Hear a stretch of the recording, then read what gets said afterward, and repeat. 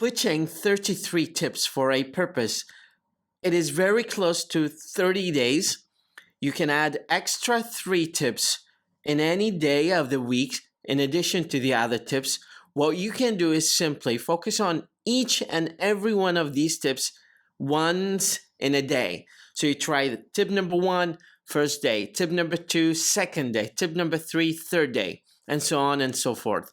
In this way, you're going to improve your English dramatically, and your English is going to be increased in terms of performance, in terms of fluency, in terms of accuracy. But English is just like any other plant. It is like this plant.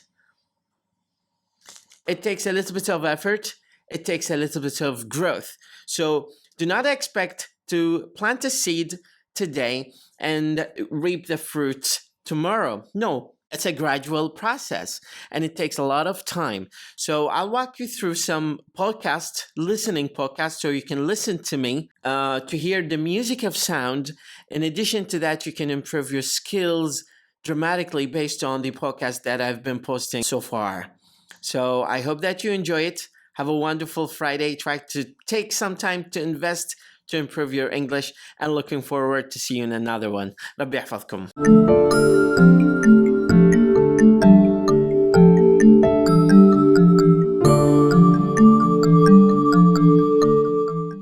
Good morning, ladies and gentlemen, and welcome back again in another beautiful and quick podcast to help you learn and master English so much better.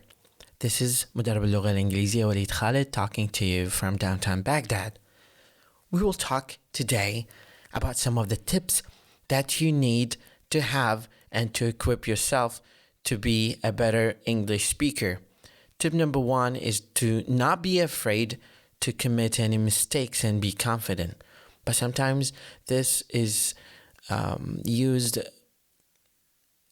a little bit of exaggeration, because you cannot be confident without going through so many hurdles and challenges to become a better English speaker, especially when it comes to talking in front of audience.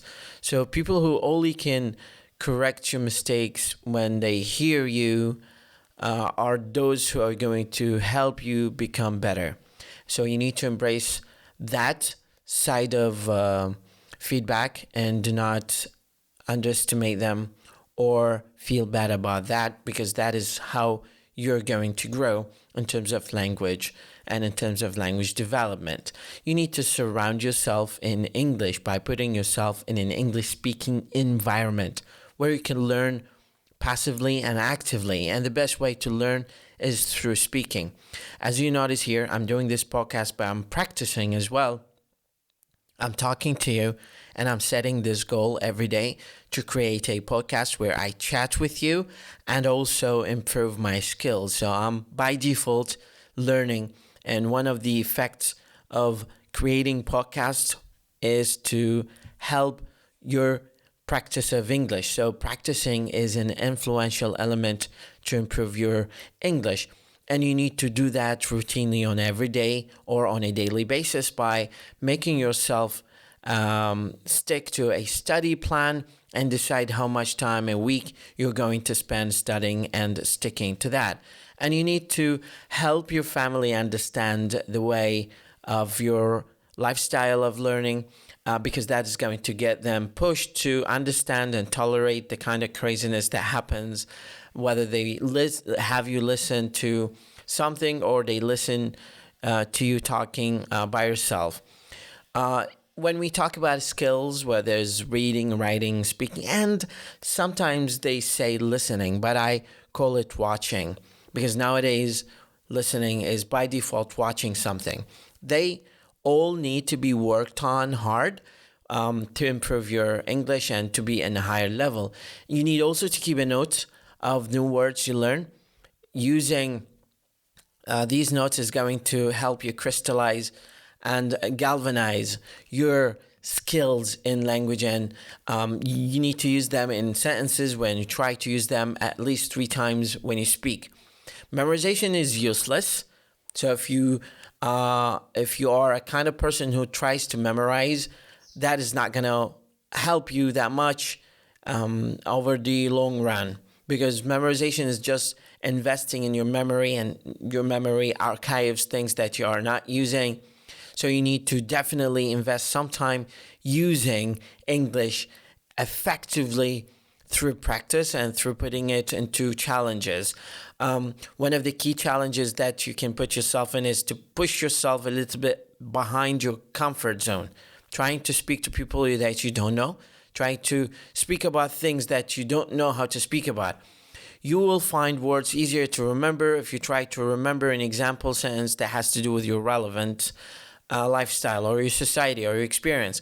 So whatever thing you're passionate about, put it within your circle of interest and try to find online videos about it, because this is where you can improve your English by creating a bridge of relevance between your experience and the kind of target subjects that you're focusing on, whether that's music, art, history, geography, graffiti, any kind of field that you feel passionate about is going to trigger the inner passion of your language to create that kind of concrete connection.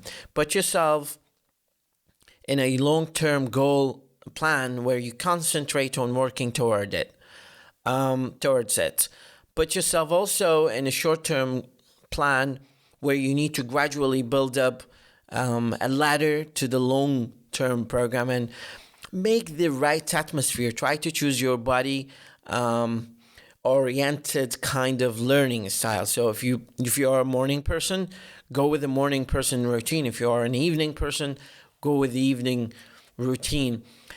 That is how you can make an atmosphere suitable in which you want to learn. You need to know what you work on the best, because that's how people can be successful. Think about what methods have been successful in the past while you're learning something, or you try to learn something, and build on that. If you do not understand something, try to find an alternative way to understand it by checking out videos on YouTube. And probably the best asset that is available right now is watching videos. But the videos on YouTube are so much better than the TV shows or the movies, because these movies and TV shows were based on scripts that were written by very handicraft writers, and by very active and clever writers or script writers, and they definitely choose the hardest, probably mostly context relevant to the United States or to UK or to New Zealand, where probably there's something that you do not understand that you get from the first point. Read lots of graded readers. By graded readers, they are shortened versions of novels. Read children books. They are really good. Newspapers are good, but sometimes it's really hard to have an access to them. But you need to read for the general meaning. So you need to get an idea of what you're reading about and building on that. And when you see a word you do not understand in a sense, you just need to highlight it, put it in your notebook, and then trying to investigate that word and coming back to it in your second reading. So there's not one only kind of reading. There's a strategy, mechanism of learning and mechanism of reading. One of the key features of successful learners is that they catch language by horns. And by horns, I mean the prefixes and suffixes and infixes of language, which are very rare.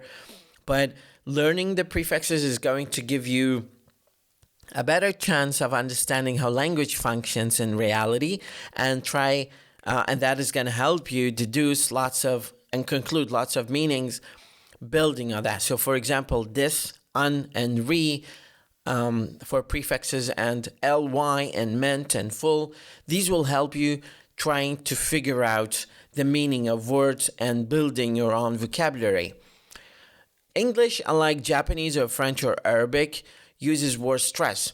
And sometimes we have this kind of word stress problem when we speak English, because usually Arabic language stresses the beginning of the ends of words, and English stresses the beginnings, especially if the words are short. So for new words, you can count the syllables and find where the stress is. But that's going to gradually help you get to a level where you understand the mechanism of stress. So the two syllable verbs have stress on the second syllable, like begin. Second syllable nouns, teacher, and adjectives, for example, happy, stress the first part. Use English whenever you can, especially if one of your family members have an access and ability to speak English. That is going to be a real asset to you. Translating into English from your own language is not a good idea, because the way English people think, the way English people speak, is completely different from the way Arab people or Arab speakers speak. So think in English, try to improve your fluency. But when we say thinking English, that's bullshit, actually. What I mean by thinking English is asking yourself, how do they say it in English? Not how do I translate it into English.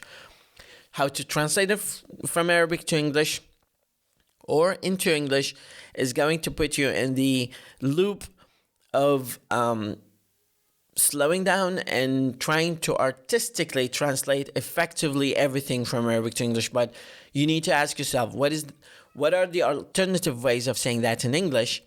What are the ways that people say it in English? And that's what I mean by thinking English. You can't learn English from a book. It's like driving a car. No matter how much you read about how to drive a car, the mechanism of cars and how they work, you need to sit behind the wheel to drive the car. Learning grammar is probably better through talking. So if you're talking to people and trying to discover gradually what the mistakes you have, especially if you get feedback from your teachers, that is better than just opening a grammar book and reading all the rare sentences or the sentences that nobody say in English.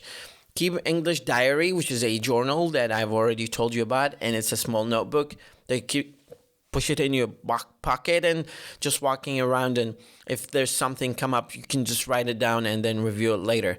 You can start an online blog or course, or maybe even a video channel on YouTube to document your progress of English.